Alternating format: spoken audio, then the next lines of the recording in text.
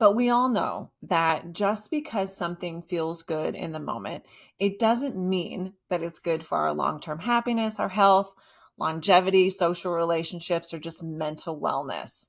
And just because something is uncomfortable, that doesn't mean that it's dangerous. But just like our ancestors, our brains chase that dopamine high. So when a behavior comes along that results in a reward, the brain builds a connection between that behavior and pleasure, and it can just be really hard to shake. This is all really good to know because once we have that awareness, we now know that once our brain runs a feel good pattern a handful of times, once we blow off our schedule and go to Starbucks instead a handful of times, our brain really becomes a pro and starts offering us those quote unquote solutions every time we face the same type of similar discomfort.